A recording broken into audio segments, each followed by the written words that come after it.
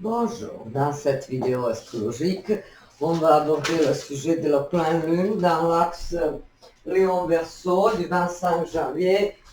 Donc, le soleil va se trouver sur 5 degrés du Verseau, la lune sur 5 degrés du Lion, l'axe des signes fixes, Mercure 13 degrés Capricorne, Vénus 2 degrés Capricorne, Mars 15 degrés Capricorne, Jupiter 6 degrés Taureau, Saturne 5 degrés Poisson, Uranus 19 Taureau, Neptune 25 Poisson, Pluton 0 degrés Verseau, nœud nord 19 degrés Bélier.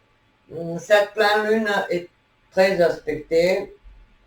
Donc on a d'abord Soleil opposition Lune, ensuite Soleil et Lune carré à Jupiter. Également dans l'axe des signes fixes, on a Vénus en trigone à Jupiter, Mercure conjonction Mars en Capricorne, Mercure trigone Uranus et Mars trigone Uranus et Vénus sextile Saturne, Soleil conjonction Pluton et Lune opposition Pluton. Cet aspect à Pluton pourrait être vraiment réformateur, significatif au niveau d'un changement inconscient des choses sous-jacentes, situations et sensations refoulées, que ce soit peur, angoisse, traumatisme ancestral, karmique ou quelque chose donc à travailler pour éventuellement débloquer une situation, pour réformer radicalement. Évidemment, avec Pluton en conjonction, il s'agit de transformation radicale, transformer en profondeur. Vous voyez? Et donc, cette pleine lune, j'ai cherché l'analogie et la symbolique par rapport à l'ouvrage artistique un peu plus longtemps parce que je voulais que ce soit vraiment parlant, que ce soit vraiment des symboles bien ciblés. Et finalement, j'ai trouvé, après 2 jours d'analyse et de recherche, un film américain de 1996, Jerry Maguire. Il s'agit d'un film dont le réalisateur est Cameron Crowe et avec Tom Cruise. Vous connaissez forcément cet acteur mondialement connu. Donc Jerry Maguire, un ouvrage très dans l'axe Lion-Verseau. Justement, l'agent de vedette du sport qui se confronte aux prises de conscience, remise en question, se pose des questions au niveau de l'éthique professionnelle, du sens de sa vie et veut à tout prix sortir du paraître lion et faire quelque chose de plus grand, donc qui dépasse l'individu, les biens matériels, donc le Verseau. Dépasser la symbolique du lion, paraître luxe, sport du haut niveau, scène, donc tout ce qui brille, tout ce qui est luxe, ce qui séduit par son côté paillette et son côté blanc, voilà. Donc Jerry Maguire est un homme riche, beau, célèbre, et pourtant cette vie mondaine est factice et ça lui pèse. Et donc une nuit après, comme ça en fait, il comprend que quelque chose ne va pas bien, que c'est un monde assez artificiel, forcé. Donc ce monde factice ne lui convient plus, ne satisfait plus ses besoins profonds de briller et de se sentir vraiment à la fois utile, humain. Donc Et là, il rédige une note dans laquelle il explique à son entreprise les raisons et les motifs de son mécontentement et de son insatisfaction. Et tout ça, évidemment, suscite des réactions telles quelles. Donc, il doit confronter le licenciement et se reconstruire. Après avoir choisi cette voie d'authenticité, Verseau, en sortant de la symbolique exacerbée du lion, dans laquelle il nageait pourtant, il savait se débrouiller dedans. Donc, Jerry Maguire s'interroge sur le sens de sa vie et comme sujet dans ce film, on a justement les sujets de prédilection de cet axe. Famille monoparentale, parce qu'il est amoureux d'une femme qui a un fils, une mère célibataire, etc. Il noue une relation amoureuse avec les hauts et les bas et tout. Et donc, ça, c'est aussi très, cet axe, c'est très, très inhérent à cette symbolique Lion Verseau.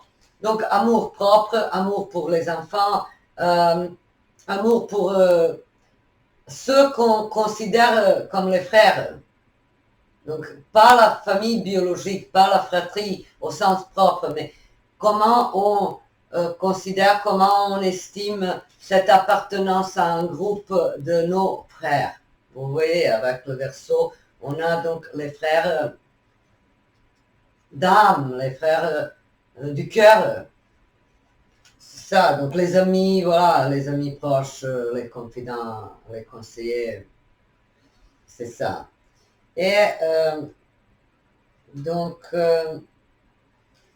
Jerry Maguire est un message, très beau message sur le sens de la vie, la plénitude, la sensation d'être complet grâce à l'amour et grâce à une vie épanouie avec moins de choses superficielles, avec moins de paraître évidemment.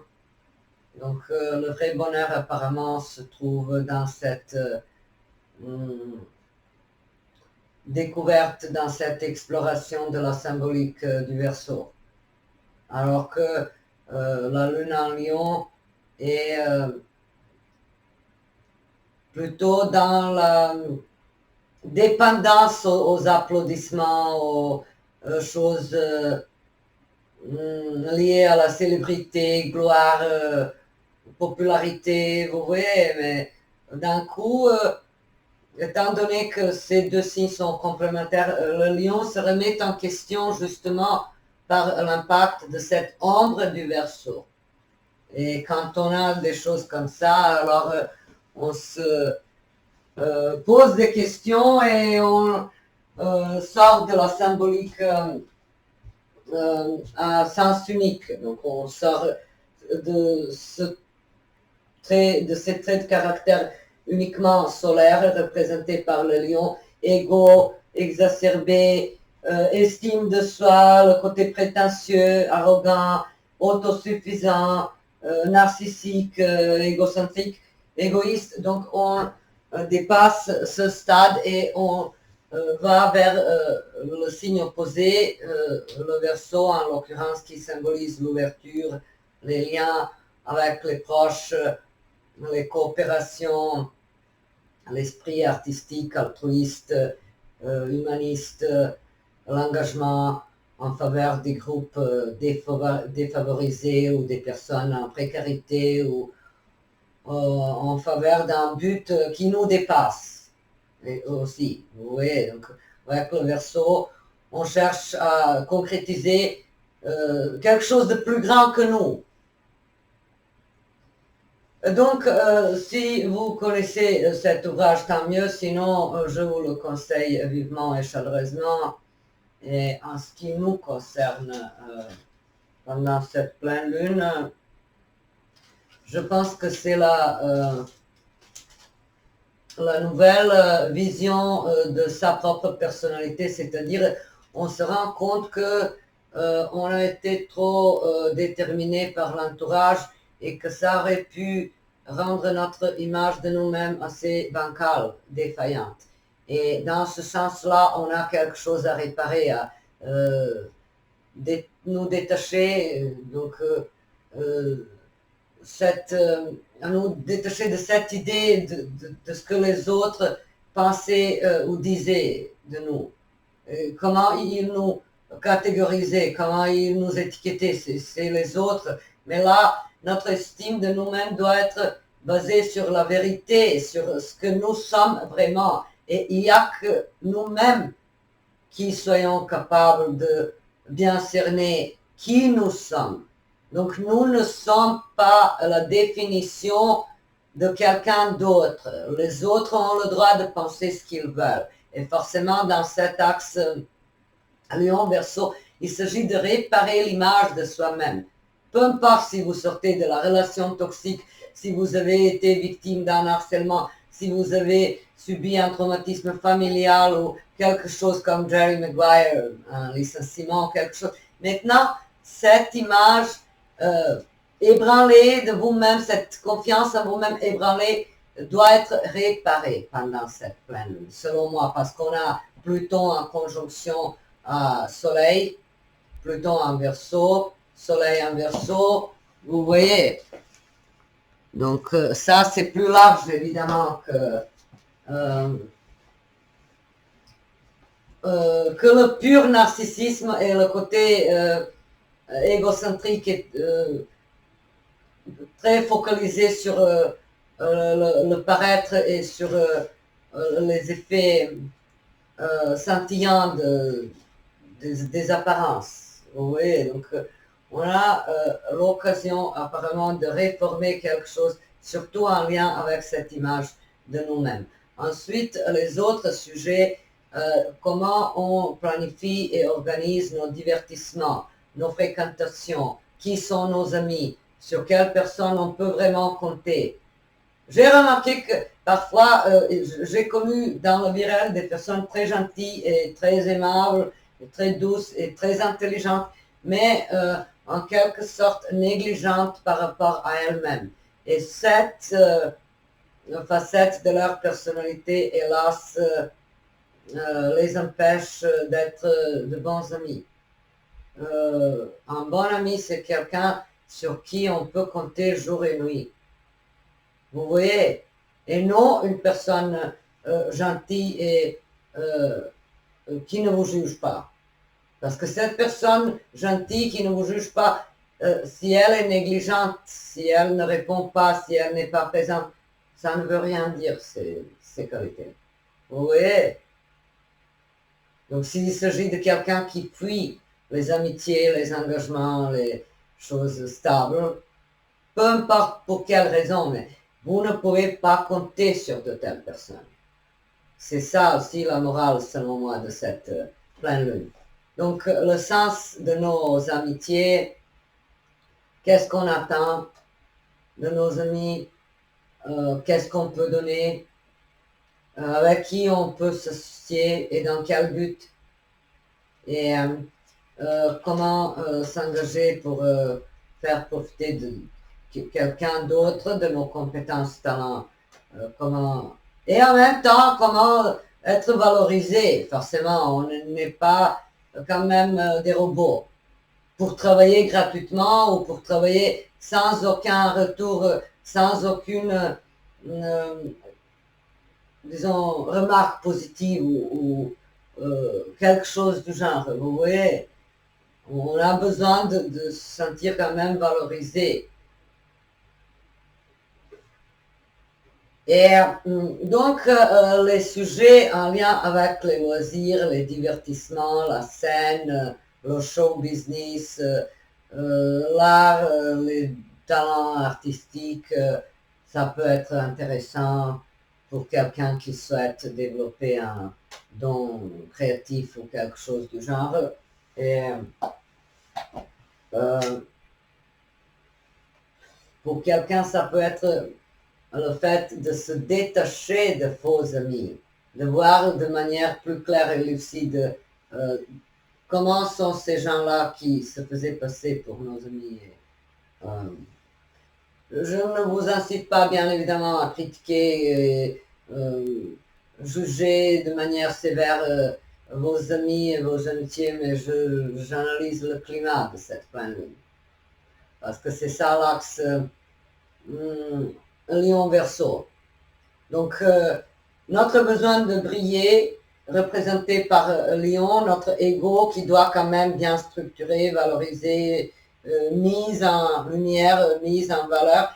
Et de l'autre côté, en face, on a Verseau. Ça pourrait être tous ces gens, les entraîneurs, les coachs, les conseillers qui nous boostent la confiance en nous-mêmes. Donc, vous voyez, à défaut d'un coach professionnel et bien performant, on doit devenir notre propre coach, nous-mêmes. Donc, je pense que cette pleine lune met attention à ce carré Soleil-Jupiter en carré, Lune-Jupiter. Donc, ça peut donner un côté excessif et démesuré par rapport à toute initiative, entreprise, démarche, mégalomanie. Ça peut donner une sorte d'arrogance, de quelque chose de trop grand pour pouvoir vraiment l'atteindre. Vous voyez, donc on peut voir, imaginer, rêver d'une grandeur imaginaire et négliger les choses pourtant importantes et viscérales pour notre évolution et pour notre bien-être. Ensuite,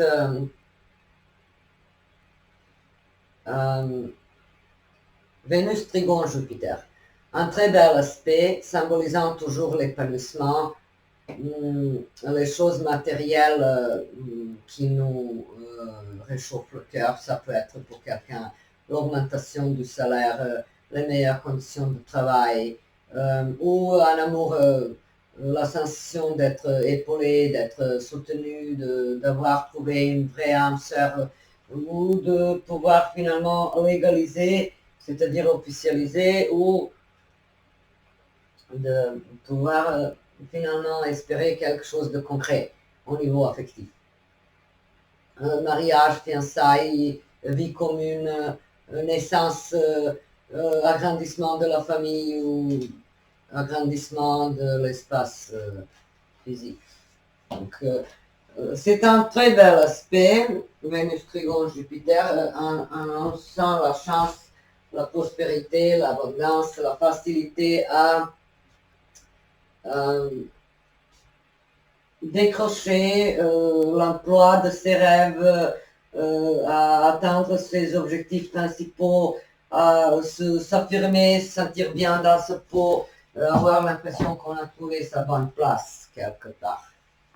Mercure et Mars, c'est en conjonction, en Capricorne, un aspect qui symbolise l'alliance de l'idée et de l'action. Une bonne synchronicité, une bonne coordination entre nos idées, entre ce qui nous passe par la tête et l'action. Donc on aligne l'action en fonction de cette idée qui nous est présente dans la tête. Vous voyez? Donc on ne se disperse pas mentalement, on ne rêve pas trop, quand même on se jette sur l'objectif concret précis. Donc Mercure, Mars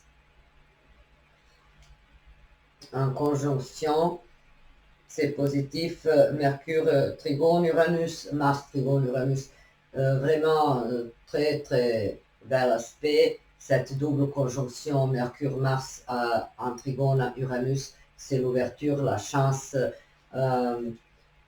C'est quelques coups d'intervention providentielle avec Uranus. Donc, si on avait quelques soucis en lien avec le domaine professionnel, ou privé, ou familial, ou amical, ça peut se résoudre d'un seul coup, comme par la baguette magique. par un coup de baguette magique, avec le trigone Mercure conjoint Mars à Uranus. Ce bel aspect en trigone nous ouvre de nouvelles opportunités au niveau professionnel, amical, sentimental, dans toutes les sphères, évidemment. Et Soleil, conjonction Pluton, comme j'ai déjà annoncé, un aspect qui agit au niveau inconscient, bascule un peu nos racines, nos origines, notre base d'existence comme la famille, comme quelque chose à quoi on s'identifiait. On avait l'habitude de s'identifier. Et maintenant, avec les aspects tendus à Pluton, c'est le processus de désidentification. Donc, il faut se désidentifier de ce qu'on croyait être, de ce qu'on croyait posséder, de ce qu'on était censé représenter. Vous voyez, parce que chacun d'entre nous a un rôle imposé par la famille, la société, le partenaire, un rôle, alors qu'on n'est pas uniquement ça. Vous voyez, nous ne pouvons pas être réduits à un seul comportement, une seule dimension de notre personnalité.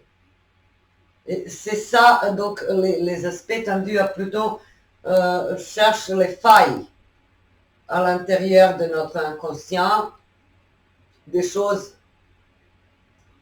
enfouies, et par les effets du destin ou du karma ou de la fatalité, avec les aspects de Pluton et parfois aussi avec les aspects d'Uranus et Neptune, les événements extérieurs viennent nous avertir de quelque chose qu'on préférait ignorer, enfouir, laisser en suspens. Donc, ce sont les événements parfois stressants, drames, catastrophes, tragédies, cyclones, grosses canicules, grosses tempêtes de neige, des choses comme ça. Et si on cherche la synchronicité, pourquoi cela est arrivé alors qu'on voulait aller au travail, etc., et pourquoi on est resté coincé dans la neige, c'est parce qu'inconsciemment, on ne voulait pas y aller. C'est très... j'ai simplifié au maximum, mais juste pour vous donner une idée comment ça fonctionne, cette loi de synchronicité, et des aspects des planètes transsaturniennes, donc Uranus, Neptune et Pluton. Avec ça, on a des circonstances extérieures à nous qu'on ne peut pas maîtriser par le biais de notre libre arbitre, volonté d'engagement ou quelque chose. Donc, on est confronté à quelque chose de fatal, on doit assumer, on doit subir, on doit maîtriser, gérer de son mieux, comme on peut, au moment donné. Et justement, pendant cette pleine lune, ces détachements, ce déracinement pourrait se faire par rapport à quelques cercles amicaux, quelques personnes qui éventuellement avaient la tendance à nous rabaisser, à nous critiquer, ou les gens qui nous jalousaient, voilà. Oui, c'est se sortir de quelques emprises affectives, émotionnelles, parce que quand on fréquente quelqu'un qui vous dit sans cesse bah, tu es sûr que tu peux pas, que tu peux le faire, bah, je ne suis pas aussi sûr. Quelqu'un qui vous met les bâtons dans les roues constamment, de façon insidieuse, qui sape votre morale, qui vous réduit à une seule dimension. Mais comme je dis, on n'est pas aussi simple, on est beaucoup plus que ce que tel ou tel imagine que nous soyons. Vous voyez, il y a donc quelque chose à éclaircir au niveau de vraies amitiés et des amitiés qui sont basées sur quelques, je ne sais pas, bénéfices matériels ou quelques motivations égoïstes ou quelque chose de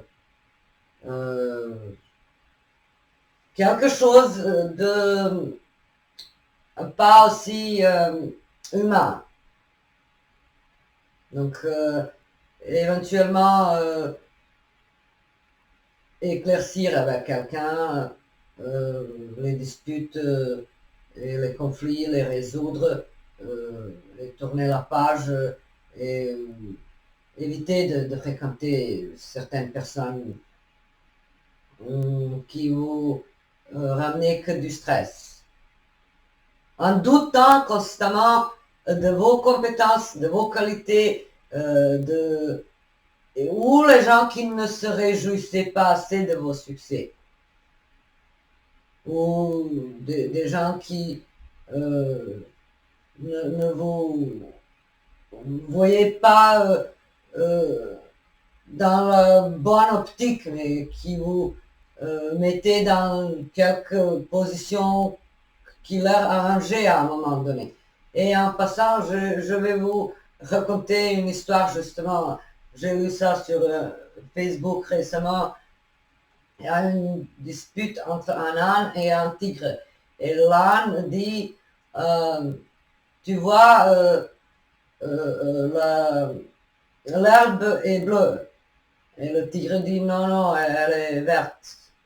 Et l'âne répète, non, non, elle est bleue, j'ai raison, tu ne vois pas bien, tu es con, tu es nul. Et ils se rendent tous les deux chez le lion, le roi de la jungle, pour qu'il tranche qui a raison. Et l'âne commence à expliquer son point de vue et dit voilà, l'herbe est bleue. Le tigre dit non, non, il n'a pas raison, j'ai bien vu, l'herbe est verte. Et le lion dit bon, je vais faire le verdict, l'herbe est bleue et toi, lion, tu seras puni, tu n'auras pas le droit de parler pendant 4 ans à cet âne. Et le tigre, étonné, choqué par la décision, se demande qu'est-ce qui s'est passé, quand c'est possible. Et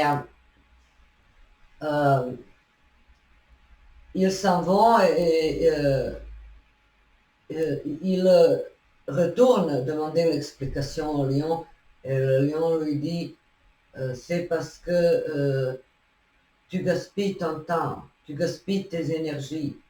C'est pas ton niveau d'expliquer à un âne de quelle couleur est l'herbe. Si elle est verte ou bleue, c'est pour ça que je t'ai puni. C'est pour ça que je te dis que tu n'as pas raison. Pour t'apprendre une leçon.